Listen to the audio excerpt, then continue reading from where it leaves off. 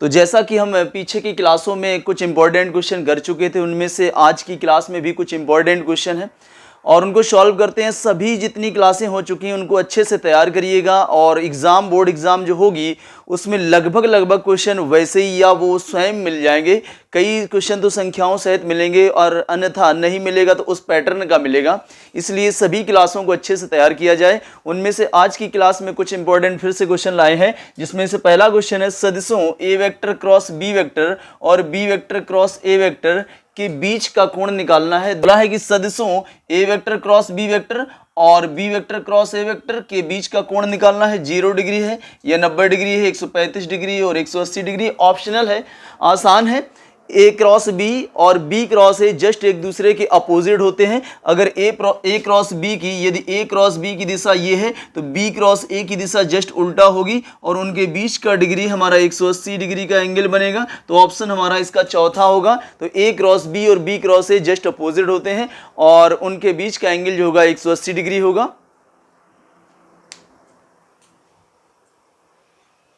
और अगला क्वेश्चन हमारा जो है प्रतिलोम त्रिकोणमितीय फलन से है, जो कि क्वेश्चन हमारे पास है कॉस इनवर्स कॉस 7π/6 का हमें मान निकालना। ऑप्शन है 7π/6, 5π/6, π/3 और π/6।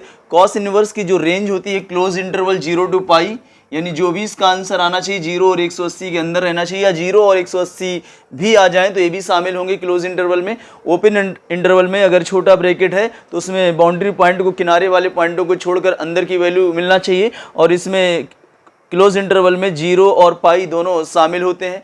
तो इसमें सॉल्व करते हैं। हमारा कॉस इनवर्स कॉस 7π/6 का मान पूछा है। इसमें एक में इनवर्स है, दूसरे में इनवर्स, दोनों हटने के बाद 7π/6 आना चाहिए था आंसर, लेकिन 7π आंसर इसलिए नहीं होगा क्योंकि ये रेंज से बाहर जा रहा। 7π का मतलब 180 होता है और बटे में हमारे पास 6 है, 6 से काटेंगे 30 आएगा और साथ में एक है हमारे पास 210 होगा, जबकि रेंज हमारे पास 180 तक है और ये 210 180 से आगे निकल चुका है। इसलिए अब इसको रेंज के अंदर करना होगा। तो सवाल को हमने उठाया, यहाँ पे मेरे पास है कॉस इनवर्स और ब्रैकेट में कॉस 7π/6।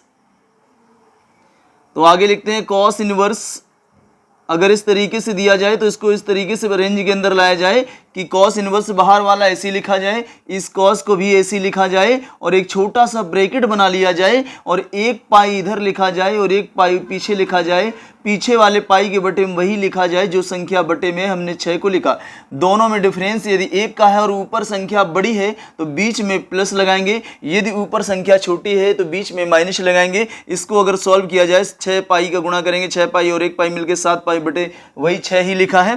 तो इसको हमने ब्रैकेट बंद किया, ये बना cos 180 प्लस थीटा। तो हमारे चतुर्थांश में 180 यहाँ होता है, प्लस के लिए तीसरे में जाएंगे और तीसरे में हमारा tan और cot दो प्लस के होते हैं और हमें cos का निकालना है और cos का यदि इसमें निकालना है और cos इसमें है नहीं तो इसलिए माइनस का cos होगा। तो इसे लिखा जाएगा cos inverse cos 180 plus theta होगा माइनस का cos थीटा, थीटा की जगह π/6 है। अब cos इनवर्स से cos नहीं हटा सकते क्योंकि आगे माइनस है।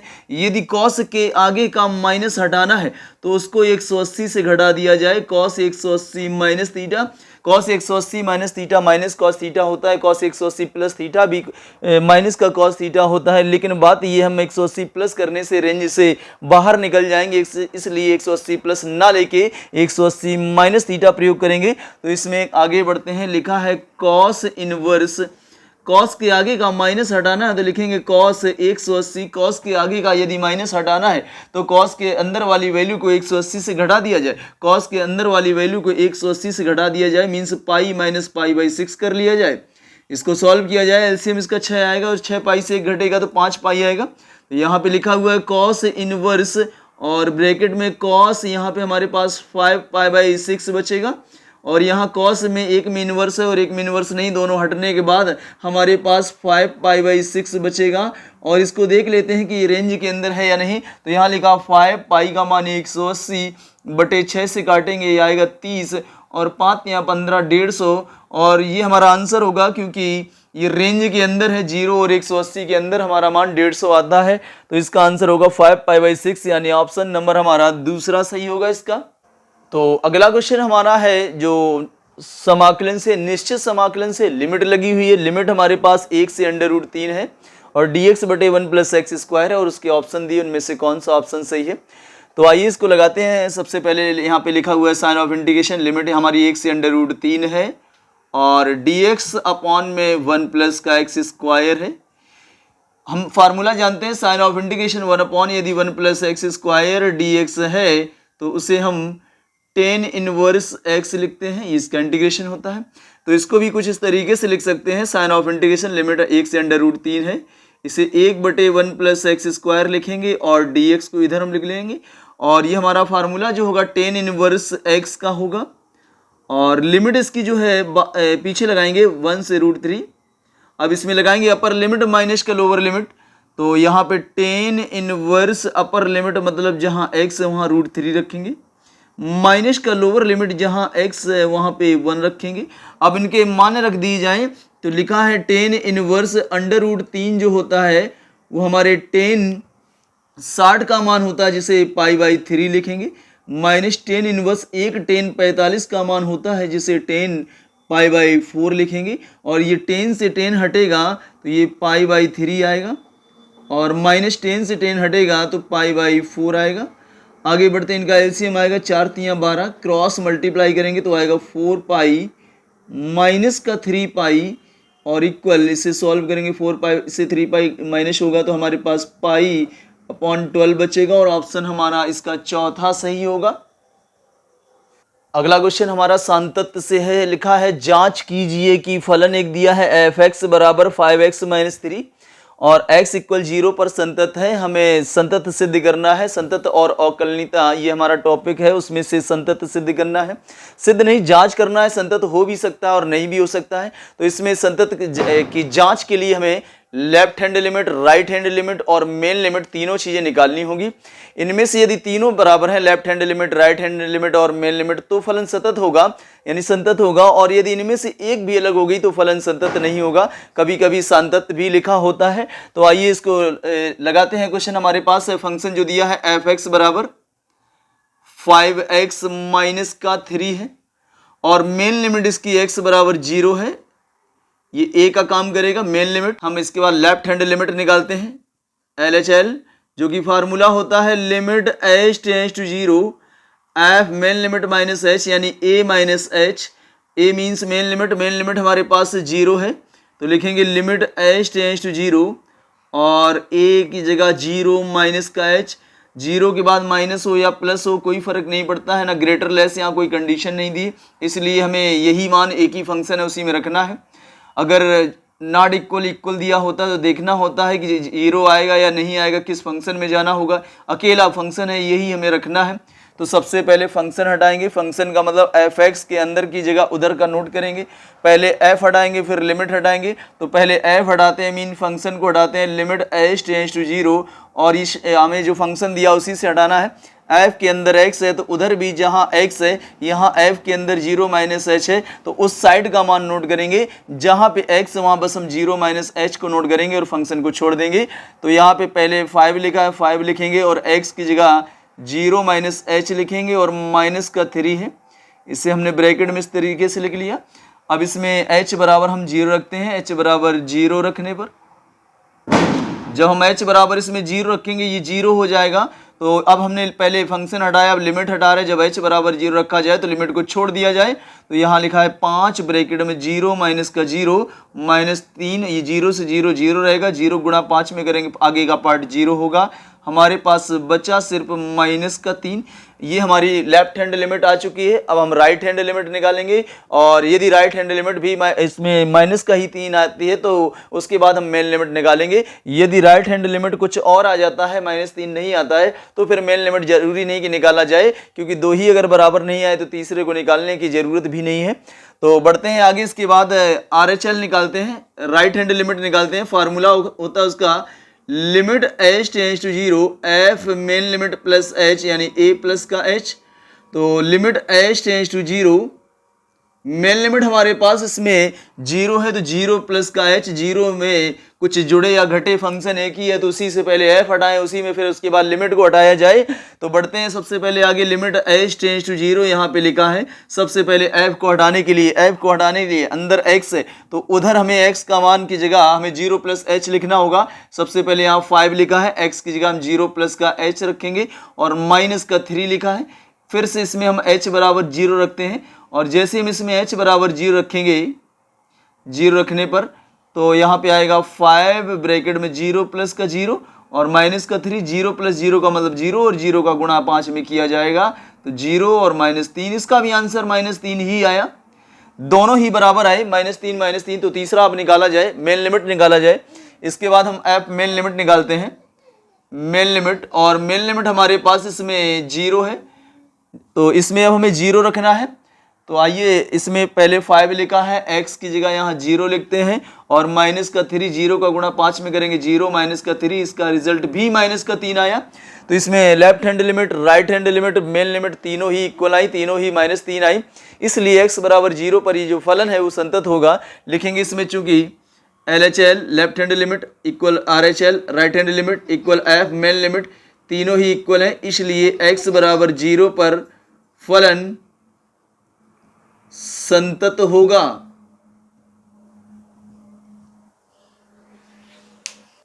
अगला क्वेश्चन हमारे पास है sine of integration cosec x bracket में cosec x plus cot x dx. Integration का क्वेश्चन हमारे पास है, ऑप्शनल है। फिलहाल इसमें कॉसिक एक्स का अंदर मल्टीप्लाई करते हैं, लिखते हैं कॉसिक स्क्वायर एक्स हो जाएगा, कॉसिक स्क्वायर एक्स और प्लस कॉसिक एक्स का अगले में करेंगे तो होगा कॉसिक एक्स इंटू में कॉट एक्स, और इन दोनों के बाहर हमारे पास dx है। इन दोनों का इंटीग्रेशन अलग अलग करते हैं और कॉसिक स्क्वायर एक्स का अलग करेंगे तो कॉसिक स्क्वायर एक्स, इसका dx अलग, plus sine of integration cosec x into cot x, cosec x into cot x and dx। Cosec square x का जो इंटीग्रेशन होता है, समाकलन होता है, वो माइनस का कॉट एक्स होता है और cosec x into cot x का माइनस का कॉसिक एक्स होता है और लास्ट में कांस्टेंट c को जोड़ा जाए, और यही हमारा इसका आंसर है। अगला क्वेश्चन हमारा प्रोबेबिलिटी से है, जो कि इसमें दिया गया है कि यदि E और F इस प्रकार की घटनाएं हैं कि PE बराबर 0.6, PF बराबर 0.3 और PE इंटरसेक्शन F इक्वल 0.2, तो हमें PE अपॉन F निकालना है। साफ प्रतिबंधी प्रायिकता से है, इसका हमें फार्मूला याद रखना, P A बटे B का जो फार्मूला होता है वो दोनों का इंटरसेक्शन ऊपर होता है, A और B का इंटरसेक्शन, और बटे में PB होता है। या हम PB बटे A की बात करें तो दोनों का इंटरसेक्शन ऊपर होगा, means A intersection B। Intersection में किसी को आगे पीछे कर सकते हैं, A B दोनों का आंसर सेम रहता, बटे में PA। बस अंतर इतना हो गया कि सवाल में AB में ना होके E और F में बोला है, तो उसी प्रकार हम फार्मूला भी प्रयोग करेंगे। बात की जाए तो P अगर E बटे F का, तो इसका फार्मूला होता है दोनों का इंटरसेक्शन, यानी E इंटरसेक्शन F ऊपर रहेगा, बटे में जो नीचे वही रहेगा PF। इसी प्रकार नीचे PF बटे E की बात की जाए तो इसका जो रिजल्ट होगा, दोनों का इंटरसेक्शन ऊपर रहेगा, E इंटरसेक्शन F, और बटे में PE रहेगा। आइए चलते हैं वापस अपने सवाल पे जो दिया है। सबसे पहले यहाँ दिया है PE का मान, हमें इसमें दे रखा, उसने दिया है PE इक्वल 0.6, PF इक्वल 0.3 और दिया है यहाँ पे P दोनों का इंटरसेक्शन E इंटरसेक्शन F का रिजल्ट 0.2। तो हम इनसे उसने कहा है कि PE बटे F निकालिएगा, तो E बटे F का फार्मूला होगा दोनों का इंटरसेक्शन PE इंटरसेक्शन F, और बटे में F है तो उसी के PF। इसके बाद PE इंटरसेक्शन F का मान हमारे पास 0.2 है और PF का मान 0.3 है। दशमलव से दशमलव हटाएंगे तो आंसर आएगा इसका 2/3। अगला जो क्वेश्चन हमारे पास है वो इनवर्स से है, और क्वेश्चन हमारे पास है टेन इनवर्स ब्रैकेट में 1 है और कॉस इनवर्स -1/2 है और साइन इनवर्स -1/2 है और इनके बीच में प्लस लगा हुआ है। इनका मान निकालना है। यदि इनवर्स में क्वेश्चन है तो सबसे पहले उनके अंदर का माइनस हटाया जाए और इनका जो रिजल्ट होगा माइनस हटाने का इनवर्स में, तो साइन इनवर्स की यदि अंदर माइनस है तो उसे हम लिखते हैं माइनस का साइन इनवर्स एक्स, और यदि कॉस इनवर्स के अंदर माइनस है तो उसे पाई माइनस का कॉस इनवर्स एक्स, और यदि टेन इनवर्स के अंदर माइनस है तो उसे भी लिखेंगे माइनस का टेन इनवर्स एक्स। यदि कॉट इनवर्स के अंदर माइनस है तो इसे लिखेंगे पाई माइनस का कॉट इनवर्स एक्स, और इसके बाद सेक इनवर्स माइनस एक्स का result pi minus sec inverse x, और कॉसिक इनवर्स माइनस एक्स का रिजल्ट माइनस का कॉसिक इनवर्स एक्स। इन फार्मूलों से सबसे पहले हम अंदर का माइनस हटाएंगे।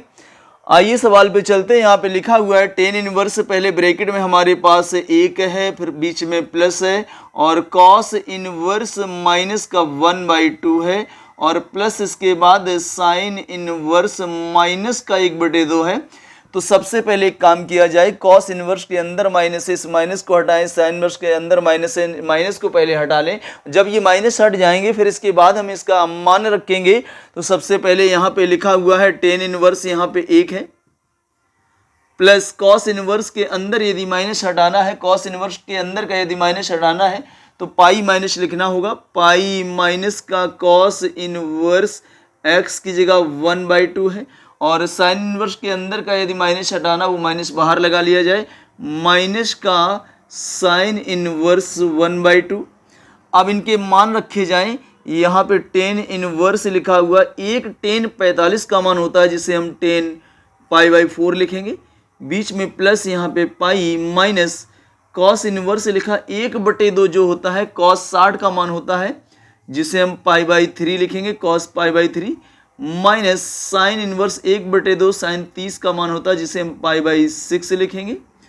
यहाँ पे टेन इनवर्स से 10 हटेगा तो हमारे पास पाई/4 बचेगा, प्लस यहाँ पाई लिखा है, माइनस कॉस इनवर्स से कॉस हटेगा, यहाँ पाई/3 बचेगा, माइनस साइन इनवर्स से साइन हटेगा तो यहाँ पाई/6 बचेगा। इन सभी का एलसीएम वो किया जाए जिसमें तीनों का भाग चला जाए, मीन्स 4, 3 और 6 तीनों का भाग चला जाए, इसके बटे 1 मान लिया जाए। 12 एक ऐसी संख्या होगी जिसमें 4 का भी भाग जाएगा, 3 का भी जाएगा, और 6 का भी जाएगा, और 1 का भी जाएगा। तो 4 का 12 में 3 बार जाएगा, यहाँ लिखेंगे 3 पाई, प्लस 12 एकम 12 तो ऊपर होगा 12 पाई, माइनस 3 का इसमें करेंगे 3 चौको 12 यानी 4 पाई होगा, माइनस का 6 दूनी 12 मतलब यहाँ पे 2 पाई होगा, प्लस वाले जोड़ लेंगे अलग, माइनस वाले अलग जोड़ लेंगे, तो यहाँ पे हमारे पास आए 12 में 3 जोड़े 15 पाई प्लस के, और 4 2 6 माइनस के 6 पाई बटे में 12, तो 15 से 6 घटाएंगे 9 पाई बटे 12, दोनों 3 से कट जाएंगे, 3 तिरका 9, 3 चौको 12, तो इसका आंसर आएगा 3 पाई/4। यही हमारा इसका आंसर होगा।